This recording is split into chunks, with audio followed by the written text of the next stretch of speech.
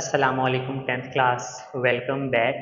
आज हमारा बायोलॉजी का सेकंड लेक्चर स्टार्ट होने जा रहा है। ठीक है, पहले लेक्चर के अंदर हमने देखा था कि हमने चैप्टर शुरू किया हुआ है ह्यूमन डाइजेस्टिव सिस्टम, मतलब कि इंसान का निज़ामी इंहिज़ाम का सिस्टम, मतलब वो पूरे का पूरा सिस्टम जिससे हमारा खाना डाइजेस्ट होता है। और लास्ट लेक्चर के अंदर हमने 5 स्टेप्स देखे थे। ठीक है, जिसके अंदर पहला स्टेप था खाने को निगलना, मतलब इंजेशन, एंड सेकंड स्टेप था खाने का हजम होना, मतलब कि डाइजेशन। थर्ड स्टेप के अंदर क्या था? एब्जॉर्प्शन, जो हमने खाना हजम किया है उसका सेल्स के अंदर एब्जॉर्ब होना। और उसके बाद था एसिमिलेशन, एब्जॉर्प्शन को इस्तेमाल करना, मतलब कि जो न्यूट्रिएंट्स जो हैं वो टिश्यू और लिम्फ और ब्लड के अंदर आ चुके हैं, एब्जॉर्ब हो चुके हैं, उनको इस्तेमाल करने का टाइम। इस स्टेप को हमने क्या नाम दिया था? Assimilation. And in last egestion, जितना भी वेस्ट मटेरियल बचा था हमने उस पूरे वेस्ट मटेरियल को बॉडी से बाहर निकाला था। ठीक है, तो इस स्टेप को हम क्या कहते हैं? इजेशन। लास्ट लेक्चर के अंदर हमने ऑटोट्रॉफ और हेटरोट्रॉफ के अंदर डिफरेंस भी सीखा था। ठीक है, आई होप आपने वो सारा लेक्चर जो है वो ध्यान से देख लिया होगा। आज जो है हम टॉपिक 1.2 स्टार्ट करने वाले हैं। ठीक है, human digestive system. Okay, topic बहुत ज़्यादा इंटरेस्टिंग होने वाला है। ठीक है, बहुत ही इजी लेक्चर है, आपने जो है मेरे साथ रहना है। ओके, बगैर टाइम ज़ाया किए हुए हम अपना लेक्चर स्टार्ट करते हैं। ह्यूमन डाइजेस्टिव सिस्टम, देखें, सबसे पहले तो डाइजेस्टिव सिस्टम जो है, जब भी कोई एक सिस्टम बनता है ना तो वो अकेला नहीं बनता। मुख्तलिफ ऑर्गन्स जो हैं वो मिलते हैं, एक दूसरे के साथ मिलकर काम करते हैं और फिर एक पूरे का पूरा सिस्टम जो है वो बनता है। जैसे मैं एग्जांपल देता हूँ, हमारा डाइजेस्टिव सिस्टम ही है। क्या ऐसा है कि सारे का सारा काम हमारा स्टमक कर रहा है? ऐसा है? नहीं, ऐसा नहीं है। स्टमक के अलावा भी बहुत सारी चीज़ें हैं। फॉर एग्जांपल, अगर हम खाना खा रहे हैं तो खाना मुंह से लेकर स्टमक तक जा किस तरह से रहा है, वो जो रास्ता है वो भी डाइजेस्टिव सिस्टम का हिस्सा है। ठीक है, और स्टमक में खाना डाइजेस्ट होने के बाद हमारी बॉडी से निकलता किस तरह से है, वो भी हमारे डाइजेस्टिव सिस्टम का ही हिस्सा है। तो मतलब कि ये बात तो क्लियर हो गई कि जो डाइजेस्टिव सिस्टम है वो कोई अकेला ऑर्गन काम नहीं कर रहा। ठीक है, इसके अंदर बहुत सारे ऑर्गन्स हैं। कौन कौन से ऑर्गन्स है? ठीक है, हम आपके बुक के अंदर 6 ऐसे ऑर्गन्स पढ़ेंगे जो जो मिलकर एक ह्यूमन डाइजेस्टिव सिस्टम बनाते हैं। ठीक है, उसके अंदर से आज जो है ना हमने 2 ऑर्गन्स को स्टडी करना है। ठीक है, सबसे पहला है हमारे पास ओरल कैविटी, उसके बाद हमारे पास आता है फेरेंक्स एंड एजोफेगस, उसके बाद हमारे पास आएगा स्टमक, फिर small intestine, large intestine, and in last we will have liver. ठीक है, तो ये 6 ऑर्गन्स को हम सेपरेटली पढ़ेंगे। ठीक है, इन 6 में से आपको जो है कोई भी लॉन्ग क्वेश्चन के तौर पर आ सकता है, और इनके बीच में जो भी शॉर्ट क्वेश्चंस होंगे वो भी मैं आपको मार्क करवाता रहूंगा। Okay, so let's get started. Human digestive system, topic 1.2, page number है मेरे पास 2। The human digestive system consists of a long tube and some helper organs. The tube is called alimentary canal. It starts at the mouth and ends at the anus. Okay, मैं आपको इसके diagram दिखाता हूँ। ठीक है, alimentary canal की, which is this. देखो, ह्यूमेंट्री canal जो है ना वो एक ट्यूब है, एक नाली है, और वो शुरू कहाँ से होती है? हमारे मुंह से। मुंह से शुरू होती है और एंड कहाँ पर होती है? एनस तक। ठीक है, देखो यहाँ पे मेंशन किया हुआ है, it starts at the mouth, ये हमारे मुंह से शुरू होती है ट्यूब, और खत्म कहाँ पे होती है? एनस पर। देखो, एनस क्या है? एनस हमारी बॉडी का वो पार्ट होता है जहाँ से हम इंसान अपनी बॉडी का वेस्ट मटेरियल बॉडी से बाहर निकालते हैं, सॉलिड वेस्ट मटेरियल। ओके, मैं जो है वो लिक्विड की बात नहीं कर रहा, यूरिन की बात नहीं कर रहा। ठीक है, सॉलिड वेस्ट मटेरियल, इसको हम इंग्लिश में कहते हैं स्टूल, STOOL। ठीक है, ऐसा पॉइंट जिसमें हम अपनी बॉडी का सॉलिड वेस्ट मटेरियल बॉडी से बाहर निकालते हैं। ठीक है, डिस्क्रीट कर देते हैं, उस पॉइंट को हम, उस पार्ट ऑफ बॉडी को हम क्या नाम देते हैं? एनस। ओके, तो एलिमेंट्री कैनाल जो है वो एक ऐसी ट्यूब है जो हमारे मुंह से शुरू होती है और एनस तक जाती है। ठीक है, अब देखो, ये जो ट्यूब है इसके साथ जैसे जैसे ही नीचे जा रही है इसके साथ कुछ ऑर्गन्स भी अटैच हैं। इन ऑर्गन्स को हम असेसरी ऑर्गन्स कहते हैं। ठीक है, देखो यहाँ पर जो वर्ड लिखा हुआ है ना, असेसरी ऑर्गन्स या हेल्पर ऑर्गन्स, मतलब कि इस ट्यूब के साथ साथ जो इसकी हेल्प करते हैं उनको हमने क्या नाम दिया हुआ है? हेल्पर ऑर्गन्स का।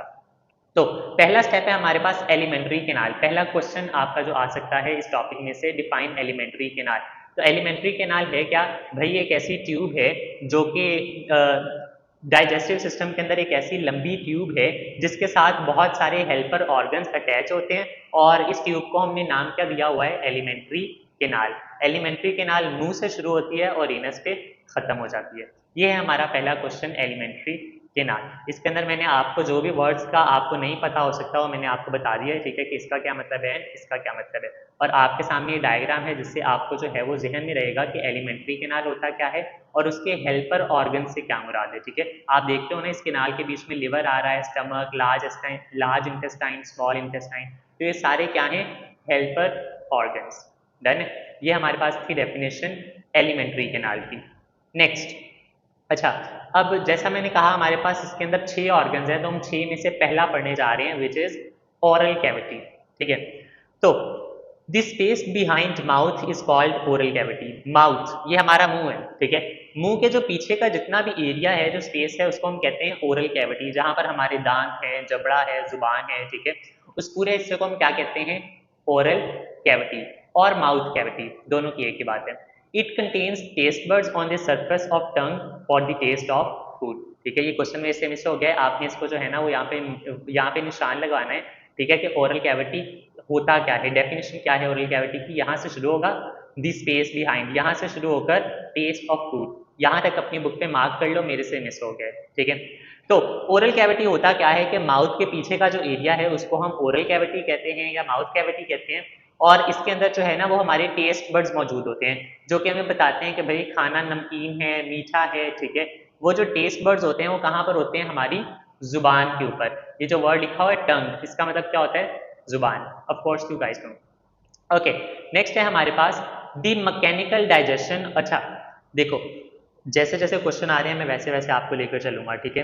देखो, हमने पढ़ा हुआ है डाइजेशन। डाइजेशन कहते हैं खाने को हजम करना। ये हमें पता है कि जो खाना हजम होता है ना वो मैदे के अंदर होता है, स्टमक के अंदर। प्राइमरी खाना हजम वहीं पर होता है, लेकिन जो खाना हजम होने के स्टेप्स है ना, जो प्रोसीजर है, वो हमारे मुंह से शुरू हो जाता है। जस्ट इमेजिन, हम जब खाना खा रहे होते हैं, कोई भी चीज़ खा रहे होते हो, तो हम उसको चबाते हैं, हम उस बाइट को, जो नवाला लिया होता है, हम उसको तोड़ते हैं, ठीक है। तो डाइजेशन के हमारे पास 2 टाइप्स होती हैं, एक होती है मैकेनिकल डाइजेशन और एक होती है केमिकल डाइजेशन, ठीक है। मैकेनिकल डाइजेशन क्या होती है, ये मुंह के अंदर ही स्टार्ट हो जाती है, जब हमारे दांत खाने को तोड़ते हैं, पीसते हैं, तब ही मैकेनिकल डाइजेशन स्टार्ट हो जाती है। तो डाइजेशन होती कहाँ पर है, स्टमक के अंदर, लेकिन इसका प्रोसीजर कहाँ पे शुरू होता है, हमारी ओरल कैविटी के अंदर। डाइजेशन कितनी टाइप्स हैं, 2 टाइप्स हैं। एमसीक्यू आ सकता है, साइड पर लिख लो, ठीक है।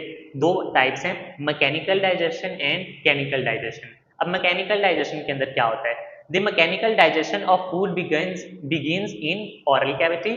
During mechanical digestion the teeth cut and grind food into smaller pieces. इसके अंदर क्या होता है, मैकेनिकल डाइजेशन के अंदर क्या होता है कि जो हमारे दांत हैं वो हमारे खाने को तोड़ते हैं और छोटे हिस्सों में पीस देते हैं।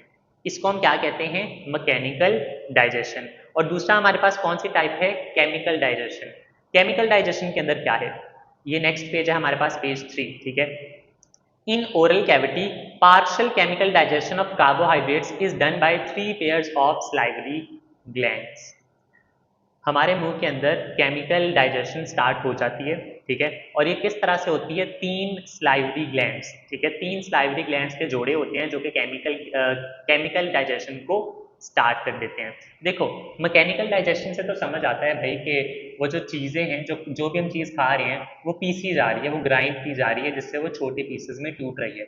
लेकिन केमिकल केमिकल तो हमारे स्टमक में होता है ना, हाइड्रोक्लोरिक एसिड, जो हमारे खुराक को जल्दी से हजम करने में हेल्प करता है। लेकिन हमारे मुंह के अंदर भी कुछ ऐसे स्लाइवरी ग्लैंड्स हैं जो कि उस प्रोसीजर को पहले से ही स्टार्ट कर देते हैं। जब हमारा खाना हमारे स्लाइवा यानी हमारी थूक के साथ मिक्स होता है, तब ही आपकी डाइजेशन जो है वो केमिकल डाइजेशन स्टार्ट हो जाती है, बिगिन हो जाती है। ओके, तो पार्शियल का मतलब होता है आर्जी तौर पर, आधी अधूरी, ठीक है। प्रॉपर डाइजेशन अभी यहाँ पे स्टार्ट नहीं हो रही। ओरल कैविटी के अंदर केमिकल डाइजेशन होती है, लेकिन कौन सी होती है, partial. Of carbohydrates is done by 3 pairs of salivary glands। ये आपको एमसीक्यू आ सकता है भाई कि जो हमारे मुंह के अंदर केमिकल डाइजेशन होती है वो कितने पेयर ऑफ salivary glands के साथ मिलकर होती है, तो उसका आंसर है 3 पेयर्स, 3 जोड़े, ठीक है। Next, these glands are attached with oral cavity and secrete saliva। ये जो तीनों के तीनों ग्लैंड्स हैं, ये क्या होते हैं, ये अटैच होते हैं हमारी ओरल कैविटी के साथ और ये स्लाइवा को सीक्रीट करते हैं। स्लाइवा मतलब थूक, ठीक है, स्पिट। तो सिक्रीट करना, खारिज करना। अब यहाँ पे निशान लगाया हुआ है स्लाइवा से। स्लाइवा का मतलब क्या होता है? थूक। अब हो सकता है एग्जामिनर का कुछ पता नहीं है, ठीक है, बायोलॉजी के अंदर बहुत सारी डेफिनेशंस, बहुत सारे कॉन्सेप्ट होते हैं, वो कहीं से भी ले सकते हैं। तो अब यहाँ पे मैंने आपके लिए एक निशान लगाया है स्लाइवा, ठीक है, कि स्लाइवा होता क्या है। Saliva is a mixture of water, mucus and a digestive enzyme called salivary amylase. तो जो स्लाइवा होता है ना हमारे मुंह के अंदर, ठीक है, वो तीन चीज़ों का मिक्सचर होता है। एक तो पानी, दूसरा म्यूकस, म्यूकस वो जो चिपचिपा सा मटीरियल है, ठीक है, और तीसरा एक डाइजेस्टिव एंजाइम जिसका नाम है salivary amylase. Done. Salivary amylase का कोई उर्दू में मतलब नहीं है, ठीक है, एक नाम है, एक ग्लैंड का नाम है, एंजाइम का नाम है, जो कि आपको एज इट इज याद करना पड़ेगा। इसका कोई उर्दू मीनिंग नहीं है, ठीक है। तो जो हमारा सलाइवा है वो कितनी चीज़ों से मिलकर बनता है? तीन चीज़ों से, पानी से, म्यूकस से, और एक डाइजेस्टिव एंजाइम है जिसका नाम है सलाइवरी एमाइलेज। डन है। ये हमारे पास आ गई सलाइवा की definition. Next, water and mucus moisture the food pieces, sorry, salivary amylase breaks down the starch present in food into maltose या मेल्टोज। देखो, हमारे स्लाइवा के अंदर जो तीन चीज़ें होती हैं ना, वो इन तीनों का काम बताने लगा है कि जो पानी और म्यूकस होता है ना, वो जो भी हम खाते हैं उसको सॉफ्ट कर देता है, नरम कर देता है उसको, उसके अंदर नमी डाल देता है, ठीक है, जिससे खुराक जो है वो आगे मूव करना ईजी हो जाता है। और तीसरा, स्लाइवरी एमाइलेज जो है वो क्या काम करता है? वो स्टार्च को मेल्टोज के अंदर कन्वर्ट कर देता है। अब ये स्टार्च क्या है और ये मेल्टोज क्या है, इसके लिए आते हैं हम इसी पेज के ऊपर। ये जो साइड बॉक्स है यहाँ पर, इसके ऊपर दिया हुआ है डिफरेंस बिटवीन स्टार्च एंड मेल्टोज। टिक कर लो इसको और इसके ऊपर लिख लो डिफरेंस बिटवीन स्टार्च एंड मेल्टोज। अच्छा क्वेश्चन आ सकता है ये भी, शॉर्ट क्वेश्चन। तो स्टार्च क्या होता है और मेल्टोज क्या होता है? देखो, starch is a polysaccharide. Poly means होता है डिफरेंट, मतलब कि स्टार्च के अंदर बहुत सारे सेकेराइड्स होते हैं। सेकेराइड्स क्या है? कार्बोहाइड्रेट्स, ठीक है। Starch is a polysaccharide and maltose is a disaccharide. Di means two and poly means many. तो स्टार्च के अंदर बहुत सारे सेकेराइड्स होते हैं, लेकिन मेल्टोज के अंदर सिर्फ और सिर्फ दो सेकेराइड्स होते हैं। उसके अलावा और क्या फर्क है? ये क्या है? Made up of many glucose molecule. वही बात है जो मैंने अभी आपसे कही, पॉलीसेकेराइड मतलब मैनी। तो जो स्टार्च होता है वो बहुत से ग्लूकोज मॉलिक्यूल से मिलकर बनता है, और जो मेल्टोज होता है वो सिर्फ और सिर्फ दो ग्लूकोज मॉलिक्यूल से मिलकर बनता है। ये डिफरेंस बिटवीन आ सकता है। डन है। नेक्स्ट, लास्ट हमारे पास पार्ट है स्वेलोइंग, ठीक है। ये स्वेल नहीं है, स्वेल एक होता है सूजना, ठीक है, ये स्वेलोइंग है, निगलना, ठीक है, किसी भी चीज को अपने हलक से नीचे उतारना, स्वेलो, ठीक है। After the physical and partial chemical digestion, अब आपने पढ़ लिया ना कि हमारी ओरल कैविटी के अंदर दो तरह की डाइजेशन होती है, ठीक है, एक होती है फिजिकल और दूसरी होती है केमिकल। तो वो यही कह रहा है, सॉरी, तो वो यही कह रहा है कि फिजिकल और केमिकल डाइजेशन के बाद the food mass in oral cavity is called bolus. अब जो खाना हमने खाया था और जो चबाया, ग्राइंड किया, और वो पानी और म्यूकस के साथ जब मिक्स होकर वो जो एक मैस सा बन जाता है, उस मैस को हम नाम देते हैं बोलस, ठीक है। वो जो बोलस है वो जब हमारे हलक से नीचे उतरता है तो उस प्रोसीजर को हम क्या कहते हैं? Swallowing. It is swallowed bye pushing it into pharynx, ठीक है। अब फेरेंक्स क्या है? हमारा नेक्स्ट प्रोसीजर वही है, ठीक है, वहां पे पढ़ेंगे कि फेरेंक्स क्या है। नेक्स्ट हमारा ऑर्गन वही होने वाला है। अभी के लिए से एक वर्ड को छोड़ दो। तो for swallowing, the tongue moves the bolus to the back of the oral cavity. The swallowed food enters the pharynx. मैं ये लास्ट टाइम पढ़ रहा था, इसके अंदर क्या लिखा हुआ है कि अगर आपको किसी भी खाने को निगलना है ना, तो आपकी जुबान हेल्प करती है। आपकी जुबान क्या करती है? पहले आपके दांत उन चीज़ों को ग्राइंड कर देते हैं, पीस देते हैं, उसके बाद आपकी जुबान जो है ना, उस सारे बोलस को पीछे धकेल देती है फेरेंक्स की तरफ। देखो, the tongue the tongue moves the bolus to the back of the oral cavity, ठीक है, जो हमारी जुबान है वो बोलस को ओरल कैविटी के पीछे धकेल देती है। दी स्वेलोड फूड एंटर्स दी फेरेंक्स, और जो खाना हम निगलते हैं वो कहाँ पे चला जाता है? फेरेंक्स के अंदर। क्विक सी रिवीजन करते हैं, ठीक है। अभी तक हमने क्या देखा है? अभी तक हमने सिर्फ ये देखा है कि एलिमेंट्री कैनाल क्या होती है, और उसके बाद हम उसके पहले ऑर्गन को स्टडी कर रहे थे, which was oral cavity. Oral cavity क्या होती है? ये हमारे मुंह के पीछे वाला हिस्सा है, ठीक है, जिसके अंदर हमारे टेस्ट बर्ड्स होते हैं। टेस्ट बर्ड्स कहाँ पे मौजूद होते हैं? हमारी जुबान के ऊपर। उसके बाद हमने देखा कि डाइजेशन दो तरह की होती है, और वो ओरल कैविटी के अंदर ही स्टार्ट हो जाती है, mechanical digestion and chemical digestion. Mechanical digestion जो है उसके अंदर हमारे जो दांत है वो हमारे खाने को ग्राइंड करते हैं और उसको जो है वो छोटे हिस्सों में पीस देते हैं। मैकेनिकल डाइजेशन के बाद था हमारे पास केमिकल डाइजेशन। केमिकल डाइजेशन के अंदर हमने देखा था कि हमारे मुंह के अंदर, हमारी ओरल कैविटी के अंदर 3 पेयर हैं स्लाइवरी ग्लैंड्स के, ठीक है। वो स्लाइवरी ग्लैंड्स क्या करते हैं, हमारे खाने के साथ मिक्स होते हैं और केमिकल डाइजेशन का प्रोसेस स्टार्ट कर देते हैं, ठीक है। लेकिन ये प्रोसेस सिर्फ पार्शियल होता है, मतलब आधा अधूरा होता है, कंप्लीटली स्टार्ट नहीं होता। ओके, नेक्स्ट हमने देखा था कि हमारा जो स्लाइवा है, जो हमारे मुंह के अंदर जो थूक होता है स्लाइवा, वो किन किन चीज़ों से मिलकर बनता है, 3 चीज़ों से, water, mucus and salivary amylase, ठीक है। इसके अंदर से पानी और म्यूकस ये हमारे खाने को मॉइस्चन करता है, नरम करता है, और जो स्लाइवरी एमाइलेज है वो हमारे स्टार्च को मेल्टोज के अंदर कन्वर्ट कर देता है। स्टार्च और मेल्टोज में क्या फर्क है, स्टार्च जो है वो पॉलीसैकेराइड होता है और मेल्टोज डाइसैकेराइड होता है। एंड इन लास्ट हमारे पास था स्वेलोइंग, यानी कि खाने को निगलना, ठीक है। निगलते किस तरह से हैं, जब खाना ग्राइंड हो जाता है, ठीक है, वो मिक्स हो जाता है स्लाइवा के साथ, तो वो बोलस की शक्ल इख्तियार कर लेता है, मतलब एक ऐसा मैस जिसको हमने नाम दिया हुआ है बोलस, ठीक है। वो बोलस जो है वो हमारी जुबान उस बोलस को पीछे को धकेल देती है।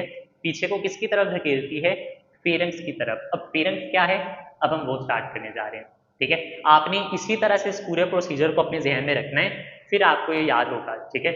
हमारा पर्पस वैसे सोल पर्पस याद करना तो है नहीं, ठीक है, हमने सीखना भी है चीज़ों को। So this is the way, ठीक है। आपने जो है वो पूरा प्रोसीजर सुन लिया, लेक्चर सुन लिया, एक दफ़ा बुक को देख लिया, इस तरह से प्रिटेंड करो कि आप किसी को एक्सप्लेन कर रहे हो, ठीक है, और इसी तरह से ऊंची आवाज़ से पढ़ो, ठीक है। टेक्स्ट नहीं पढ़ना, जो आपको समझ आई है वो पढ़ना है, ठीक है, रट्टा नहीं लगाना। ओके, नेक्स्ट स्वेलोइंग के बाद है हमारे पास नेक्स्ट दूसरा ऑर्गन फेरेंक्स एंड एजोफेगस। आपने इसको ई से पढ़ना है, ठीक है, ओ नेक्स्ट साइलेंट है, एजोफेगस। फेरेंक्स एंड एजोफेगस होता क्या है, सबसे पहले फेरेंक्स की डेफिनेशन है हमारे पास पहली 2 lines. Pharynx is a short tube like part behind the oral cavity. हमारी ओरल कैविटी जो मुंह है ना, हमारा हलक, वहां तक हमारी ओरल कैविटी खत्म हो जाती है। ओरल कैविटी के फौरन बाद कौन सा हिस्सा स्टार्ट होता है, फेरेंक्स। अब फेरेंक्स जो है ना वो छोटा सा हिस्सा है, देखो इधर लिखा हुआ शॉर्ट ट्यूब, छोटी सी ट्यूब है, छोटी सी नाली है, ठीक है। अब ये छोटी सी नाली जो फेरेंक्स है, ये काम क्या करती है, ये नाली 2 काम करती है। फेरेंक्स जो है हमारे ओरल कैविटी को कनेक्ट करती है एजोफेगस के साथ, और इसी को कनेक्ट करती है ट्रैकिया के साथ। अब ये 2 वर्ड्स हैं, नए वर्ड्स हैं आपके लिए, सुन लो होता क्या है। हमारी जो गले के अंदर ना 2 नालियाँ होती हैं, आपको पता है, एक खुराक की नाली होती है और एक सांस की नाली होती है।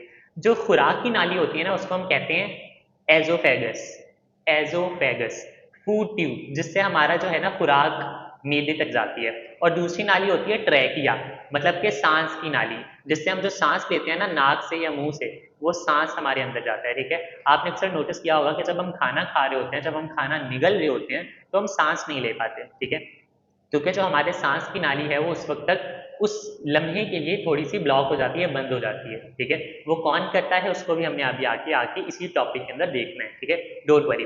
तो सीन क्या है, सीन क्या है कि फेरेंक्स एक शॉर्ट ट्यूब है जो कि हमारी ओरल कैविटी को कनेक्ट करती है 2 नालियों के साथ। एक नाली है खुराक की नाली और एक नाली है सांस की नाली। खुराक की नाली को हम क्या कहते हैं, एजोफेगस, और सांस की नाली को हम क्या कहते हैं, विंड पाइप या ट्रैकिया। तो it connects oral cavity to esophagus and also connect nose to windpipe. nose to windpipe मतलब हमारी नाक को ये ट्रैकिया के साथ भी कनेक्ट करती है, ठीक है, 2 काम करती है फेरेंक्स। ये यहाँ से यहाँ तक इसकी डेफिनेशन है। आपने ट्रैकिया का वर्ड याद रखना है, हमारे पास ये बहुत जगहों पर यूज होगा, ठीक है। ट्रैकिया क्या है, सांस की नाली, एजोफेगस क्या है, खुराक की नाली, लिख लो ऊपर, डजंट मैटर, ठीक है। Next, The process of chemical digestion that started in oral cavity continues here. जो प्रोसेस हमारे मुंह के अंदर स्टार्ट हुआ था ना केमिकल डाइजेशन का, वो यहाँ पर भी कंटिन्यू रहता है। अब आगे एक न्यू क्वेश्चन स्टार्ट हो रहा है, जैसे कि आपको नजर आ रहा है, मैंने मेंशन किया हुआ यहाँ पे। An important function of pharynx is to prevent the entry of food particles into lungs. It is done with the help of elastic cartilage tissue called epiglottis. देखो, आपको कभी ऐसा हुआ है कि आप खाना खा रहे हो जल्दी जल्दी में और आपको खांसी आ जाए, ठीक है, मतलब बहुत ज़ोर से जो है ना खांसी आने लगती है, वो तब तक आती है जब तक आपने जो खाना खाया है वो बाहर ना आ जाए, ठीक है। मतलब अक्सर बहुत शदीद किस्म की खांसी आती है, अक्सर आपकी आंखों में से पानी भी निकलने लगता है। इसके अंदर होता क्या है, अक्सर जब आप खाना खा रहे होते हो ना, तो हो सकता है कि आपकी खुराक का एक छोटा सा हिस्सा, इवन एक छोटा सा पार्टिकल भी अगर आपकी सांस की नाली के अंदर चला जाए तो आपको जो है बहुत ज़्यादा डिफिकल्टी होती है सांस लेने में। इसलिए जो है ना आपकी बॉडी का सिस्टम खांसी करता है ताकि वो फूड पार्टिकल को बाहर निकाल सके। अब फेरेंक्स का सबसे ज़्यादा जो ज़रूरी काम है ना, वो यही है। फेरेंक्स काम क्या करता है, वो ये काम करता है कि भाई जब भी कोई इंसान कोई भी चीज़ खा रहा है, कोई भी चीज़ खा रहा है ना, वो चीज़ सांस की नाली के अंदर ना चली जाए, ये है उसका काम। फेरेंक्स का ये सबसे ज़्यादा ज़रूरी काम है, ठीक है। क्या काम है, काम ये है कि जब भी हम कोई भी चीज़ खाएं तो वो चीज़ सांस की नाली में ना चला जाए। ये काम किसका होता है, फेरेंक्स का, ठीक है। It is done with the help of N elastic cartilage tissue called epiglottis. Pharynx के ऊपर एक छोटा सा टिश्यू होता है, उसका नाम है एपिग्लोटिस। एपिग्लोटिस हेल्प करता है हमारी इस चीज़ से बचने के लिए, ठीक है। मैं यहाँ पे आपको ना एक वीडियो जो है ना वो दिखाता हूँ, ठीक है। बल्कि एक पिक्चर देख लेते हैं सबसे पहले। देखो, ये है मेरे पास फेरेंक्स, एपिग्लोटिस। एपिग्लोटिस क्या है, एक टिश्यू, ठीक है। अब देखो यहाँ पर मेरे पास दो नालियां हैं, एक एजोफेगस है, खुराक की नाली, और एक ट्रैकिया है, मतलब कि सांस की नाली। अब मैं चाहता हूँ कि जो भी मैं खाना खा रहा हूँ अपने मुंह से, वो कहीं सांस की नाली के अंदर ना चला जाए। तो ये वाला जो है ना, ये टिश्यू, छोटा सा टिश्यू जिसका नाम है एपिग्लोटिस, ये सांस की नाली को ब्लॉक कर देता है, ठीक है। ऊपर से कवर कर देता है कि कहीं खाना जो है वो इसके अंदर ना चला जाए, ठीक है। समझ आ रही है कि एपिग्लोटिस करता क्या है। एक छोटी सी मेरे पास एनिमेशन वीडियो है, ठीक है, आप उसको देखो, उससे आपको जो है ना चीज़ें और भी क्लियर हो जाएंगी, ठीक है। Wait a minute, here it is, okay, look at this. No no no no no no no no, बल्कि मैं ऐसा करूँगा, मैं वो जो वीडियो है ना वो यहाँ पे लगा दूंगा, ठीक है, मुझसे लगी नहीं है, ठीक है। हम उसको देख लेंगे, ठीक है, या मैं उसको बाद में एक्सप्लेन कर दूंगा आपको नेक्स्ट लेक्चर के अंदर, ठीक है। ओके, यहाँ पे मैं एक्सप्लेन कर रहा था आप लोगों को कि होता क्या है कि जो एपिग्लोटिस है वो हमारी सांस की नाली को ब्लॉक कर देता है ताकि फूड का कोई भी पार्टिकल हमारी सांस की नाली के अंदर ना जा सके। डन हो गया, एपिग्लोटिस, ये निशान भी लगा हुआ है। उसके बाद when swallowed food passes through the pharynx, the top of trachea is pushed up against epiglottis. In this way the opening of trachea closes. देखो क्या लिखा हुआ है, जो ट्रैकिया की ओपनिंग है ना, ये देखो, जो ट्रैकिया की बिल्कुल ओपनिंग है वो यहाँ पे क्या हो जाती है, बंद हो जाती है, close. And the swallowed food passes over it, और जो खाना होता है वो इसके ऊपर से गुजर जाता है, ठीक है, वो सांस की नाली के अंदर से नहीं जाता। डन है, बहुत ही इंपॉर्टेंट सा जो है ना वो एक प्रोसीजर है यहाँ पे। डन हो गया। तो फेरेंक्स एंड एजोफेगस हमने इनको देखा, लेकिन अब ये टॉपिक हमारा कंप्लीट नहीं हुआ है। एक छोटी सी चीज़ है हमारे पास, एजोफेगस, ठीक है, खुराक की नाली। इसको हम छोटा सा स्टडी करते हैं, ठीक है, थोड़ा सा। और एक और हमारे पास लास्ट टॉपिक है विच इज़ पेरिस्टॉल्सिस। पेरिस्टॉल्सिस बहुत अहम डेफिनेशन है, ठीक है, जो लास्ट 10 क्लास थी उसके अंदर भी बहुत ज़्यादा ज़रूरी थी, ये बहुत दफ़ा एग्जामिनर ने पूछी थी। What do you know about oesophagus, oesophagus के बारे में आप क्या जानते हैं। Oesophagus is a long tube, ये एक लंबी नाली होती है, अबाउट 25 सेंटीमीटर लॉन्ग। ये एमसीक्यू के लिए अच्छा क्वेश्चन है कि एजोफेगस की लंबाई कितनी होती है, 25 centimetre. It connects the pharynx to the stomach, ये हमारे जो खुराक को मुंह से लेकर स्टमक तक ले जाने में हेल्प करती है, ठीक है। ये रे, ये वाली जो नाली है, ये लंबी सी नाली, इसको हमने क्या नाम दिया होता है, एजोफेगस। डन। तो ये हो गया, ये हो गया, ओके, एजोफेगस। ये यहाँ से यहाँ तक एजोफेगस की डेफिनेशन है। लास्ट है हमारे पास आज की लास्ट, पेरिस्टॉल्सिस, ठीक है। पेरिस्टॉल्सिस डायग्राम देखते हैं, ठीक है, एक छोटी सी वीडियो देखते हैं, आपको फौरन से समझ आ जाएगा पेरिस्टॉल्सिस होता क्या है, ठीक है। ये मेरे पास जो है ये मुंह है और ये एजोफेगस है, खुराक की नाली, ठीक है। एनिमेट इस तरह से किया गया है ताकि आपको समझ आ जाए। ज़रा देखो इसके अंदर हो क्या रहा है, जब भी हम कोई भी खाना खाते हैं ना, कोई भी खाना खाते हैं, तो होता क्या है, वो जो खाना है हमारे खुराक की नाली से वो इस तरह से मूव करता है। देखो पहले जो है वो नाली बिल्कुल बारीक सी है, लेकिन जैसे ही उसमें से खुराक जाएगी ना, देखो, देख रहे हो, वो स्वेलो हो रही है, फूल रही है, ठीक है। देखो देखो देखो, sorry, just give me a minute, मैं आपको दोबारा से वो दिखाता हूँ।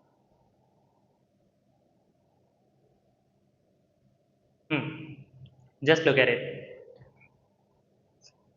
खुराक जो है वो जैसे ही पास करता है तो एक वेव की शक्ल बनती है, देखो ऐसे, ठीक है, एक वेव की शक्ल है। मतलब कभी वो जो हमारी खुराक की नाली है ना, वो कभी बढ़ रही है, कभी कम हो रही है, बढ़ रही है, कम हो रही है। मतलब कि कभी वो सिकुड़ रही है, कभी वो रिलैक्स हो रही है, सिकुड़ रही है, रिलैक्स हो रही है। अब इस चीज़ को हम क्या कहते हैं, देखो यहाँ पे लिखा हुआ है, व्हेन फूड एंटर्स एजोफेगस, जब खुराक हमारी खुराक की नाली में दाखिल होता है, successive waves of contraction are generated in its muscular walls. Successive waves, successive कहते हैं लगातार, हम खाना खा रहे होते हैं, हमारा नवाला आगे जा रहा होता है, उसको हम कहते हैं सक्सेसिव, लगातार, ठीक है। तो मस्कुलर वॉल के अंदर मुसलसल कॉन्ट्रैक्शंस बन रही होती हैं। कॉन्ट्रैक्शंस मतलब वो जो अभी हमने डायग्राम के अंदर देखा, वीडियो के अंदर देखा, जब हमारा जो वो एजोफेगस है वो कॉन्ट्रैक्ट हो रहा था, ठीक है। These waves of contraction move food along the oesophagus to the stomach. और वो जो कॉन्ट्रैक्शंस हैं वो एजोफेगस के साथ साथ चलती जाती हैं, कहाँ तक जाती हैं, स्टमक तक, ठीक है। These waves of muscular contractions are called peristalsis. हम उन वेव्स को क्या कहते हैं, पेरिस्टॉल्सिस, ठीक है। ये जो हमारी वेव्स बन रही है ना, यहाँ पर जैसे ही खुराक नीचे जा रही है, जहां जहां से जा रही है वो साथ साथ नीचे को मूव कर रही है, इन वेव्स को हम कहते हैं पेरिस्टॉल्सिस। डन है, ठीक है। तो यहाँ तक हमारा आज का लेक्चर खत्म होता है, ठीक है। हमने जो है वो काफ़ी सारी चीज़ों को कवर किया है, बहुत सारे क्वेश्चंस थे, ठीक है, शॉर्ट क्वेश्चंस। अगर ये लॉन्ग क्वेश्चन के अंदर आता है तो पूरा टॉपिक आपने करना है, ठीक है। शॉर्ट क्वेश्चन इसके ज़्यादा अहम है। जो इंपॉर्टेंट लॉन्ग क्वेश्चन है इस चैप्टर का वो हम कल पढ़ेंगे, स्टमक, ठीक है। बहुत ज़्यादा ज़रूरी है, लेक्चर को मिस नहीं करना। इसमें से जो है ना आपने, मैंने एक क्वेश्चन मिस किया है निशान लगाने वाला, याद है ना आपको, ओरल कैविटी, पहली 2.5 लाइन्स, वो आपने खुद से निशान लगा लेना है। बाकी सारा कुछ जो है ना वो आपने करना है। जो यहाँ पर साइड बॉक्स है पेज नंबर 3 के ऊपर, एक साइड बॉक्स करने वाला है, दूसरा करने वाला नहीं है, ठीक है, वो मैंने बता दिया है। वही बात थी जो हमने लेक्चर के अंदर कवर कर लिया, आप सिर्फ पढ़ लेना, उसको याद करने की ज़रूरत नहीं है। मिलते हैं हम अपने नेक्स्ट लेक्चर के अंदर, तब तक के लिए अल्लाह हाफिज़।